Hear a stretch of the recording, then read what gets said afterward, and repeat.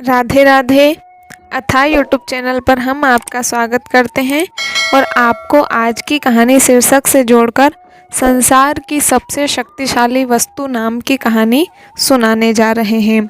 यदि आप हमसे सीधे जुड़कर ऐसी कहानी रोज़ प्राप्त करना चाहते हैं तो नीचे डिस्क्रिप्शन बॉक्स में आपको व्हाट्सएप ग्रुप की, फेसबुक पेज की और यूट्यूब चैनल की लिंक मिल जाएगी। आप वहां से हमसे जुड़कर ऐसी अच्छी अच्छी कहानियाँ और कथाएं हमसे रोज़ प्राप्त कर सकते हैं। आइए आज की कहानी को प्रारंभ करते हैं। एक दिन गुरुकुल के शिष्यों में इस बात पर बहस छिड़ गई कि आखिर इस संसार की सबसे शक्तिशाली वस्तु क्या है।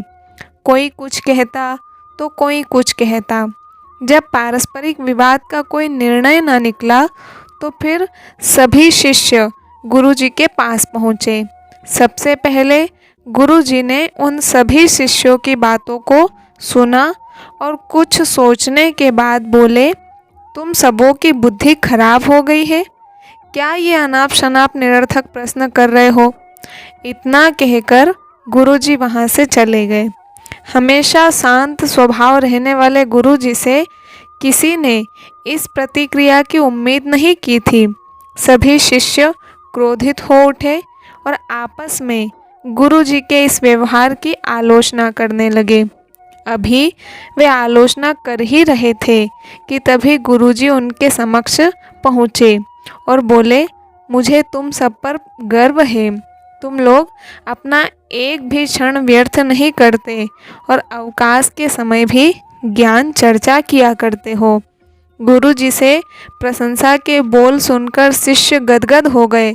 उनका स्वाभिमान जागृत हो गया और सभी के चेहरे खिल उठे। गुरुजी ने फिर अपने उन सभी शिष्यों को समझाते हुए कहा, मेरे प्यारे शिष्यों, आज ज़रूर आप लोगों को मेरा व्यवहार कुछ विचित्र सा लगा होगा। दरअसल मैंने ऐसा जानबूझ करके आपके उस प्रश्न का उत्तर देने के लिए ये व्यवहार किया था। आप सभी आपस में चर्चा कर रहे थे कि संसार में सबसे शक्तिशाली वस्तु क्या है। मैं इसी प्रश्न का उत्तर आपको अपने व्यवहार से देने की कोशिश कर रहा था। देखिए, जब मैंने आपके प्रश्न के बदले में आपको भला बुरा कहा तो आप सभी क्रोधित हो उठे और मेरी आलोचना करने लगे, लेकिन जब मैंने आपकी प्रशंसा की तो आप सब प्रसन्न हो उठे। पुत्रों, संसार में वाणी से बढ़कर दूसरी कोई शक्तिशाली वस्तु नहीं है। वाणी से ही मित्र को शत्रु और शत्रु को भी मित्र बनाया जा सकता है।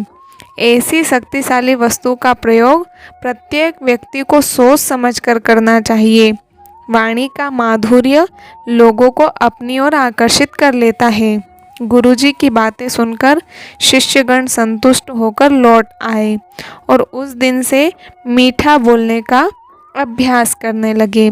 बंधुओं, इस कहानी की शिक्षा यही हमें प्राप्त होती है कि हमारी बोली या हमारी वाणी बेहद शक्तिशाली होती है।